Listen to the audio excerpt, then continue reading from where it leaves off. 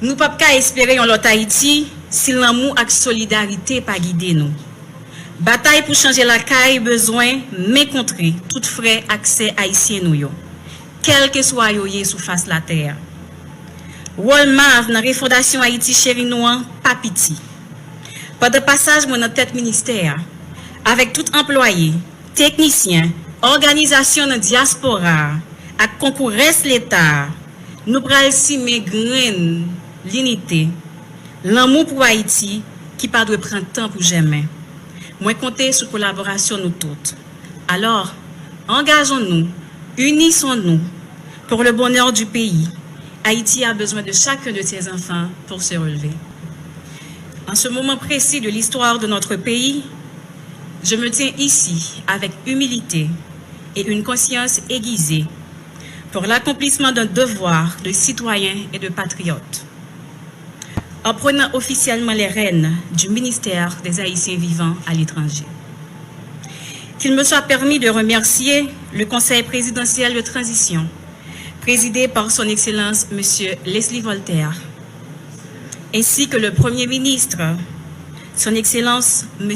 Alix Didier Fils-Aimé, pour la confiance placée en moi et l'honneur fait à ma personne, me permettant de servir mon pays. Croyez, chers compatriotes, je mesure vraiment l'immensité de la tâche qui m'incombe, mais combien essentielle. Depuis quelques années, Haïti est en permanence confronté à des défis majeurs qui mettent à rude épreuve notre résilience en tant que peuple, la stabilité de nos institutions et notre capacité à avancer vers un développement durable et inclusif.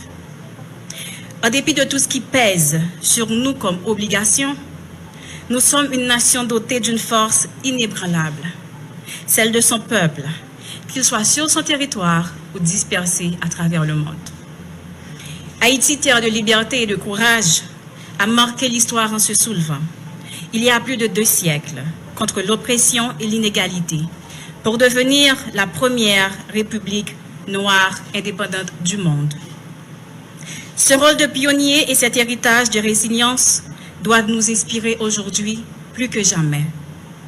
Cependant, nous ne devons pas rester prisonniers de ce passé glorieux. Il nous faut agir, et vite, pour transformer notre présent et bâtir un avenir de paix, de prospérité et de dignité pour tous les Haïtiens. La diaspora haïtienne, plaque tournante de notre nation, a un rôle central à jouer dans ce processus. Vous, frères et sœurs, Haïtiens vivant à l'étranger, portez en vous non seulement la richesse de notre culture, mais aussi des savoirs, des expériences et des ressources essentielles à la reconstruction et au développement d'Haïti. Vous êtes nos ambassadeurs, nos bâtisseurs, nos ponts vers le reste du monde. Cette période de responsabilité sera guidée par un principe clé, le renforcement des liens entre Haïti et sa diaspora, comprenant notamment le renforcement de notre engagement envers la diaspora haïtienne, de la mise en œuvre de mécanismes visant à assurer la protection de leurs biens contre toute forme de vandalisme ou de tentative d'usurpation. La création de cadres plus inclusifs pour que la diaspora puisse participer activement à la prise de décisions nationales à travers des mécanismes transparents et accessibles, en disposant de cellules dans les ambassades et consulats, permettant aux citoyennes et citoyens haïtiens, où qu'ils se trouvent, d'exercer pleinement leur droit de vote en toute sérénité et dans le respect de la démocratie. La valorisation des compétences et expertises de la diaspora au service de la réforme de nos institutions, de notre système éducatif, de notre santé, entre autres. Toutefois, tout cela ne peut se faire que dans un environnement de paix, de sérénité, de sécurité.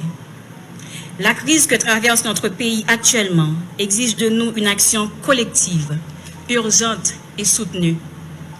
Il nous faut unir nos forces, ici et ailleurs, pour reconstruire la confiance, rétablir la sécurité et raviver l'espoir dans le cœur de chaque Haïtien.